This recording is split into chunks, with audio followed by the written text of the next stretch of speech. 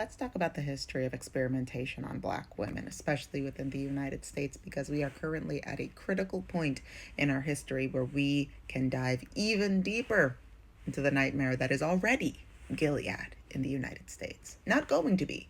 We are already there. So might be a tough but very, very necessary conversation that we are about to have. So first of all, hi, my name is Shayna. I'm a journalist. I talk a lot about decentering men and child-free living on this page through an intersectional view. If any of that sounds like a vibe, please like, share, and subscribe. And if you think you already subscribed, double check. People have been getting wiped out and like removed from our community every single day.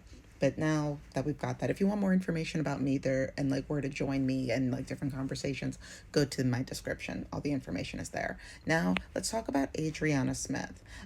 So this is how I would like for us to remember her as we are having this conversation. She is a nurse. She is a mother. I'm sorry.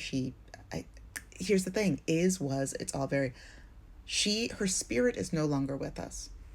But this woman, this wife, this mother, this educated person is being made into an incubator. Why? Because she happened to be 9 months pregnant. And you know what? Let's actually dive a little deeper into her story. So we're going to start off with this article. We are just human incubators to them from the cut. I will include the link to this below.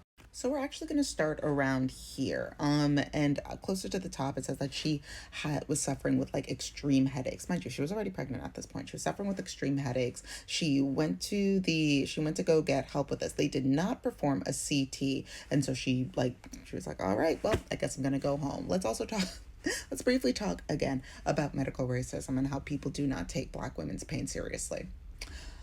So the next day, her partner called 911 because she was gasping for air and making gargling sounds. Turns out that she had multiple blood clots in her brain, and when the doctors tried to perform the procedure that could save her, if they had just done this. Listen, I don't know this hospital. I'm just reading the facts of this. But it was too late. She was already declared brain dead.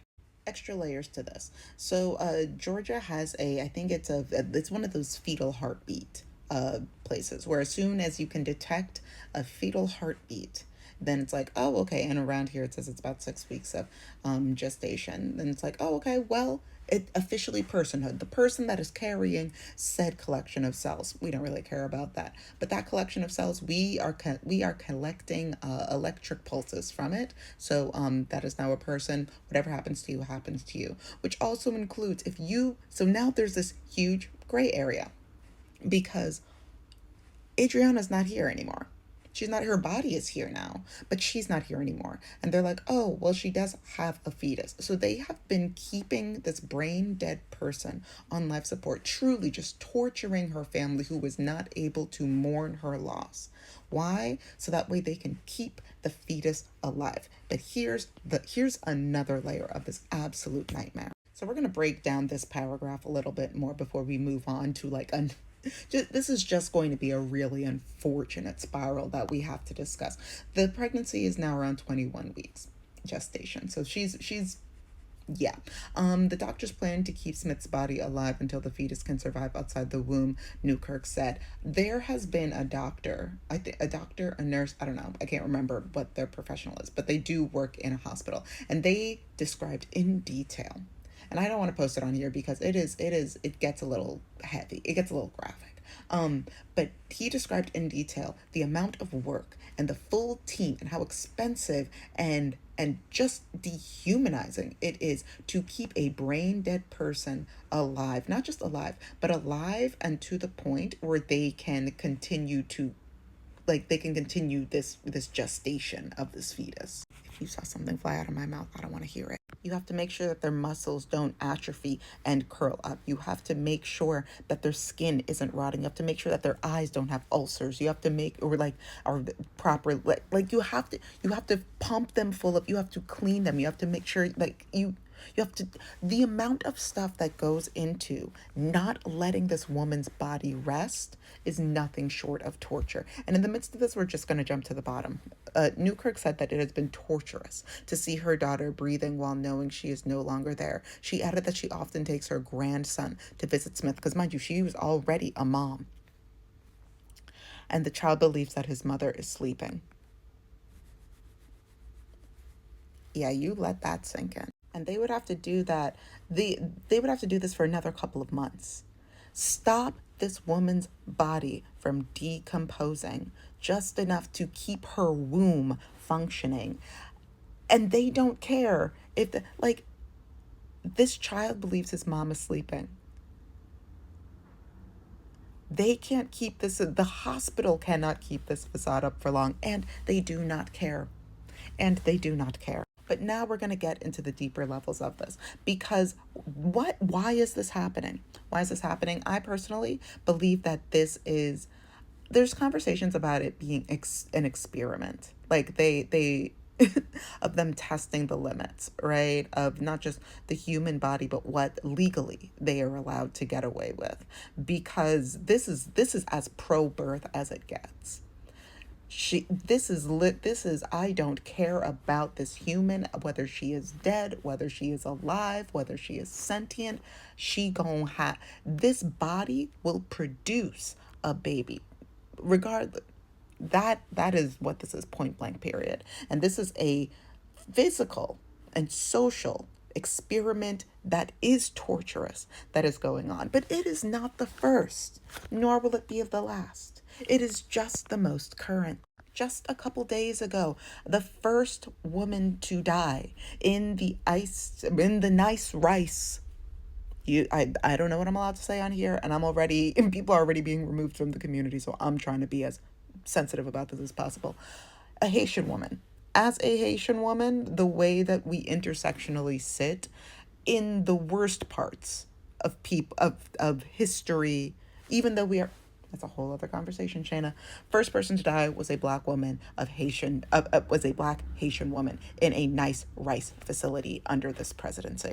When it comes to oh no, we don't want trans women in the bathrooms. Oh, it's so unsafe. You know what? We should really start policing these bathrooms. We should really be checking to see if these are cisgendered women that are going into these bathrooms. The first person that I saw document, and this was forever ago. I've had this video saved forever ago, and I keep forgetting to make a video about it just because there's so much going on in my. Anyway, in Tucson, cops followed black women into a bathroom, and what the stud that is referenced to this, she lifted up her shirt, showed them her chest, and they were like, she's like, are you happy now? Can I use the bathroom? And then months later, actually, I'm really bad with time. No, this was months ago. Then this started happening to white women. And then I started seeing those videos get traction. But it happened to black women first. And let's not even get started about literally the beginning of gynecology. The quote unquote father of gynecology just experimented on black women.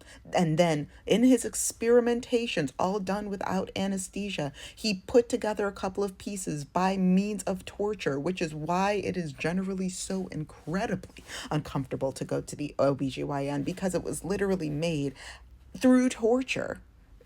But for the purpose of experimentation, no, they were trying to see what they could get away with, what was socially acceptable means of torture that they could get away with on black women's bodies, because they think nobody would care. And the women, I use that very lightly, that were being tortured for the creation of gynecology were teenagers. They were between the ages of 17 and 19. Lucy, Betsy, and Anarcha.